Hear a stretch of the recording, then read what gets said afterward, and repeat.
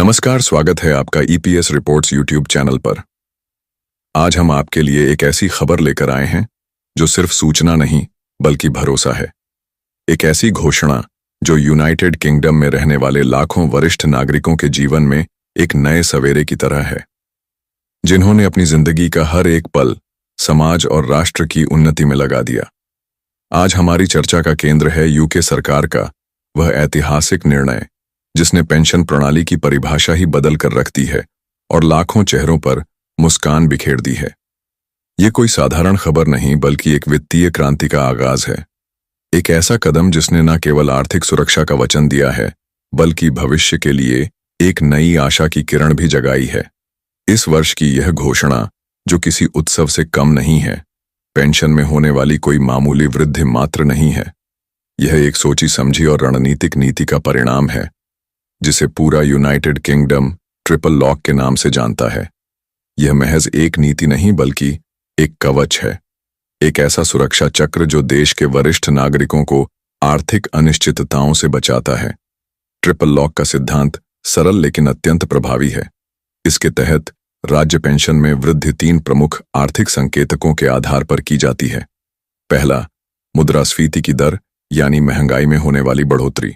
दूसरा, औसत वेतन में होने वाली वृद्धि। और तीसरा, 2.5% की एक न्यूनतम गारंटीशुदा वृद्धि। इन तीनों में से जो भी आंकड़ा सबसे अधिक होता है, पेंशन में उतनी ही वृद्धि सुनिश्चित की जाती है। यह व्यवस्था इस बात को पुख्ता करती है कि देश की अर्थव्यवस्था चाहे किसी भी दिशा में जाए, पेंशन भोगियों की आय का मूल्य कभी कम नहीं होगा और वे एक सम्मानजनक जीवन जी सकेंगे। इस वर्ष वेतन वृद्धि के आंकड़ों ने बाकी दोनों मापदंडों को पीछे छोड़ते हुए एक नया कीर्तिमान स्थापित किया है। इसी असाधारण वेतन वृद्धि ने इस ऐतिहासिक पेंशन बढ़ोतरी का मार्ग प्रशस्त किया है। यह इस बात का प्रमाण है कि जब देश का कामकाजी वर्ग प्रगति करता है तो उसका लाभ उन लोगों तक भी पहुंचना चाहिए जिन्होंने अपने समय में देश की प्रगति की नींव रखी थी। यह नीति सुनिश्चित करती है कि जीवन यापन की बढ़ती लागत के दबाव में पेंशन की क्रय शक्ति कभी भी कमजोर न पड़े। आधिकारिक आंकड़ों ने इस बात की पुष्टि कर दी है कि इस साल औसत वेतन में 4.8% की प्रभावशाली वृद्धि दर्ज की गई है। इसी आंकड़े ने ट्रिपल लॉक के शक्तिशाली तंत्र को सक्रिय कर दिया, जिसके परिणाम स्वरूप पेंशन में यह अभूतपूर्व इजाफा हुआ है। वे सभी पेंशन भोगी जो अप्रैल 2016 के बाद सेवानिवृत्त हुए हैं और नई राज्य पेंशन के लाभार्थी हैं, उनके लिए यह खबर विशेष रूप से उत्साहजनक है। उनकी वार्षिक पेंशन अब बढ़कर 12,220 पाउंड हो जाएगी। अगर हम इसकी तुलना पिछले वर्ष से करें तो यह एक बड़ी छलांग है। पिछले साल यह राशि 11,102 पाउंड थी। इसका सीधा सा अर्थ यह है कि हर पेंशन भोगी को सालाना 518 पाउंड की अतिरिक्त आय प्राप्त होगी। यह राशि छोटी मोटी नहीं है। यह उनके जीवन में एक बड़ी राहत और सकारात्मकता लेकर आएगी, जिससे वे अपनी रोजमर्रा की जरूरतों को पहले से कहीं बेहतर ढंग से पूरा कर पाएंगे। यह अतिरिक्त आय उनके बजट को संतुलित करने, अपनी स्वास्थ्य संबंधी जरूरतों का ध्यान रखने और बिना किसी चिंता के अपना जीवन व्यतीत करने में सहायक होगी। लेकिन सरकार की यह दरियादिली केवल नए पेंशन भोगियों तक ही सीमित नहीं है। सरकार ने उन वरिष्ठ नागरिकों का भी पूरा ध्यान रखा है जो पुरानी बेसिक स्टेट पेंशन प्रणाली के अंतर्गत आते हैं। उनके लिए भी राहत की घोषणा की गई है। पुरानी व्यवस्था के तहत प्रदान की जाने वाली यह पेंशन भी अब 8,814 पाउंड से बढ़कर 9,975 पाउंड हो गई है। यह 361 पाउंड की एक सम्मानजनक वृद्धि है। यह कदम इस बात को दर्शाता है कि सरकार की नजर में देश का हर वरिष्ठ नागरिक बराबर है, चाहे वह पुरानी पेंशन प्रणाली का हिस्सा हो या नहीं। यह एक समावेशी दृष्टिकोण है जो यह सुनिश्चित करता है कि विकास का लाभ समाज के हर वर्ग तक पहुंचे और कोई भी नागरिक पीछे ना छूटे। हालांकि यह समझना भी अत्यंत महत्वपूर्ण है कि इस वृद्धि का 100% लाभ हर किसी को समान रूप से नहीं मिलेगा। आपकी पेंशन की वास्तविक राशि इस बात पर निर्भर करती है कि आपने अपने कामकाजी जीवन के दौरान राष्ट्रीय बीमा में कितने वर्षों तक योगदान दिया है। पूरी राज्य पेंशन प्राप्त करने के लिए एक न्यूनतम योगदान अवधि अनिवार्य है। यदि किसी व्यक्ति के राष्ट्रीय बीमा रिकॉर्ड में कोई कमी है या उन्होंने आवश्यक वर्षों तक योगदान नहीं किया है तो उनकी पेंशन की राशि आनुपातिक रूप से कम हो सकती है। इसीलिए यह हम सभी के लिए एक महत्वपूर्ण संदेश है। यह आवश्यक है कि हम समय समय पर अपने राष्ट्रीय बीमा रिकॉर्ड की जांच करते रहें।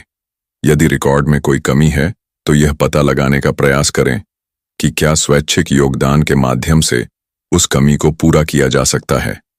यह एक छोटा सा कदम आपके भविष्य की वित्तीय सुरक्षा को कई गुना बढ़ा सकता है और यह सुनिश्चित कर सकता है कि आपको अपनी सेवानिवृत्ति के बाद वह पूरी राशि मिले जिसके आप हकदार हैं। पिछले कई वर्षों से ट्रिपल लॉ की यह नीति पूरे देश में एक व्यापक और कभी-कभी तीखी बहस का विषय रही है। इसके दो पक्ष हैं और दोनों के अपने अपने तर्क हैं।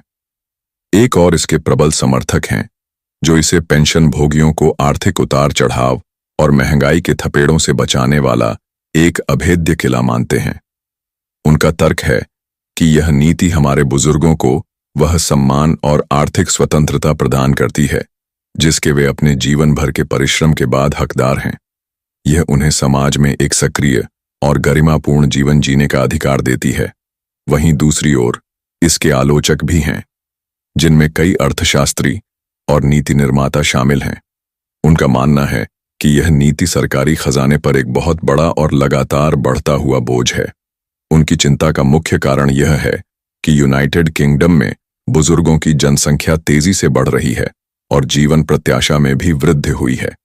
इसके कारण पेंशन भोगियों की संख्या लगातार बढ़ रही है, जिससे इस नीति को बनाए रखने की लागत भी असमान छू रही है। कुछ विशेषज्ञों ने यह चेतावनी भी दी है कि यदि यह नीति अपने मौजूदा स्वरूप में अनिश्चित काल तक जारी रही तो यह देश की आर्थिक स्थिरता के लिए एक गंभीर चुनौती बन सकती है और भविष्य की पीढ़ियों पर कर का बोझ बढ़ा सकती है। यह बहस निश्चित रूप से भविष्य में भी जारी रहेगी, लेकिन वर्तमान में इस नीति ने लाखों लोगों के जीवन में एक बड़ी और तत्काल राहत पहुंचाई है। इस अतिरिक्त आय का महत्व उन लोगों के लिए कहीं अधिक है जिनकी आय सीमित है और जो हर एक पाउंड का हिसाब रखकर अपना जीवन यापन करते हैं। यह अतिरिक्त राशि उन्हें अपनी छोटी छोटी लेकिन महत्वपूर्ण जरूरतों और इच्छाओं को पूरा करने का अवसर देती है। उदाहरण के लिए, इस अतिरिक्त साप्ताहिक पैसे से वे अपने घर के लिए बेहतर किराने का सामान खरीद सकते हैं, सर्दियों में बिना किसी चिंता के अपने घर को गर्म रखने के लिए बिजली या गैस के बिल का भुगतान कर सकते हैं, या अपनी स्वास्थ्य संबंधी जरूरतों के लिए आवश्यक दवाइयां खरीद सकते हैं। इतना ही नहीं, यह उन्हें थोड़ी बहुत मौज मस्ती और सामाजिक जीवन के लिए भी अवसर प्रदान करती है, जैसे कि महीने में एक बार अपने परिवार या दोस्तों के साथ बाहर किसी रेस्टोरेंट में खाना खाना, अपनी पसंदीदा किताबें खरीदना या किसी सामाजिक या सांस्कृतिक कार्यक्रम में भाग लेना। यह छोटी छोटी चीजें जीवन की गुणवत्ता पर बहुत बड़ा और सकारात्मक प्रभाव डालती हैं। वित्तीय विशेषज्ञ इस समय को पेंशन की बेहतर योजना बनाने के लिए एक सुनहरा अवसर मान रहे हैं। यदि आप अभी भी काम कर रहे हैं और अपनी सेवानिवृत्ति के करीब पहुंच रहे हैं तो यह सही समय है अपनी पेंशन योजना की समीक्षा करने का। आपको यह सोचना चाहिए कि क्या आप अतिरिक्त राष्ट्रीय बीमा योगदान करके अपने राज्य पेंशन को अधिकतम कर सकते हैं। इसके अलावा व्यक्तिगत पेंशन योजनाओं या दीर्घकालिक बचत खातों में निवेश करके भी आप अपनी सेवानिवृत्ति के लिए एक बड़ी निधि तैयार कर सकते हैं। सरकार द्वारा चलाई जा रही पेंशन वाइज जैसी मुफ्त और निष्पक्ष सलाह सेवाएं इस दिशा में आपकी बहुत मदद कर सकती हैं। इन सेवाओं का लाभ उठाकर आप अपने लिए एक बेहतर और सुरक्षित वित्तीय भविष्य की नींव रख सकते हैं। यह जानना भी दिलचस्प है कि हाल की इस अभूतपूर्व वृद्धि के पीछे कुछ ठोस आर्थिक कारण मौजूद हैं। ऑफिस फॉर नेशनल स्टैटिस्टिक्स द्वारा जारी किए गए नवीनतम आंकड़ों के अनुसार देश के कुछ प्रमुख क्षेत्रों जैसे कि स्वास्थ्य सेवा, प्रौद्योगिकी और लॉजिस्टिक्स में वेतन में उल्लेखनीय वृद्धि देखी गई है। इन क्षेत्रों में कुशल श्रमिकों की बढ़ती मांग ने औसत कमाई के आंकड़े को ऊपर उठाया है।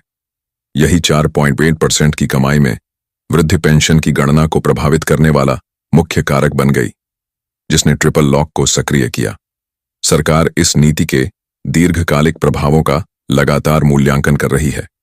यह एक सतत प्रक्रिया है ताकि नीति को वर्तमान और भविष्य की आर्थिक वास्तविकताओं के अनुरूप ढाला जा सके। कुछ विशेषज्ञ यह भी मानते हैं कि भविष्य में ट्रिपल लॉक के मौजूदा स्वरूप में कुछ संशोधन किए जा सकते हैं ताकि इसे और अधिक संतुलित और टिकाऊ बनाया जा सके। उदाहरण के लिए भविष्य में इस नीति को डबल लॉक में बदला जा सकता है, जिसमें इसे केवल मुद्रास्फीति या औसत वेतन वृद्धि जो भी अधिक हो तक सीमित किया जा सकता है। एक और संभावना यह है कि न्यूनतम 2% की गारंटी शुदा वृद्धि को हटाया जा सकता है, लेकिन यह सब अभी केवल अटकलें और अकादमिक चर्चा का विषय है। अभी तक सरकार की ओर से इस तरह की कोई भी आधिकारिक घोषणा नहीं की गई है। यदि आप यह जानना चाहते हैं कि इस नई वृद्धि के बाद आपकी व्यक्तिगत पेंशन कितनी होगी, तो इसका सबसे सरल और विश्वसनीय तरीका है सरकार के आधिकारिक वेब पोर्टल यानी प्रजाना। वहां आप अपने राष्ट्रीय बीमा रिकॉर्ड की जांच कर सकते हैं और अपनी अनुमानित पेंशन राशि का पता लगा सकते हैं। इसके अलावा आप सीधे पेंशन सर्विस से संपर्क करके भी आवश्यक जानकारी प्राप्त कर सकते हैं। सरकार द्वारा नई दरों का विवरण सभी पेंशन भोगियों को डाक के माध्यम से वसंत रथ की शुरुआत तक भेज दिया जाएगा, जिससे उन्हें ठीक पता चल सके कि अप्रैल से उन्हें किस दर से भुगतान किया जाएगा। आने वाले वर्षों में ट्रिपल लॉक नीति के भविष्य को लेकर राजनीतिक और आर्थिक गलियारों में चर्चाएं और विश्लेषण निश्चित रूप से जारी रहेंगे। लेकिन जो बात सबसे महत्वपूर्ण और तात्कालिक है वह यह है कि वर्तमान में देश के पेंशन भोगियों को जो राहत मिली है वह उनकी आर्थिक स्थिति को स्थिर करने और उन्हें एक बेहतर जीवन स्तर प्रदान करने की दिशा में एक बहुत बड़ा और सकारात्मक कदम है। यह सरकार और समाज दोनों की सामूहिक जिम्मेदारी है कि हमारे वरिष्ठ नागरिकों को वह सम्मान, सुरक्षा और आर्थिक स्वतंत्रता मिले जिसके वे अपने जीवन भर के योगदान के बाद वास्तव में हकदार हैं। अंत में यह समय सिर्फ खबरें सुनने और विश्लेषण करने का नहीं है, बल्कि व्यक्तिगत स्तर पर ठोस वित्तीय निर्णय लेने का भी है।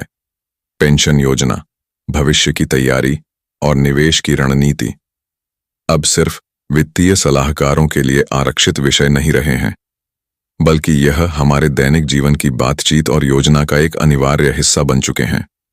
इस ऐतिहासिक पेंशन वृद्धि ने यह एक बार फिर स्पष्ट कर दिया है कि अगर योजनाएं सही हो, नीतियां स्पष्ट और जन केंद्रित हो और आम नागरिक को जानकारी समय पर और सरल भाषा में मिल जाए, तो सेवानिवृत्ति का चरण जीवन का एक सुंदर, सुरक्षित और सम्मानजनक अध्याय बन सकता है। ईपीएस रिपोर्ट्स पर आज के लिए बस इतना ही। हम उम्मीद करते हैं कि यह जानकारी आपके लिए उपयोगी सिद्ध होगी। धन्यवाद।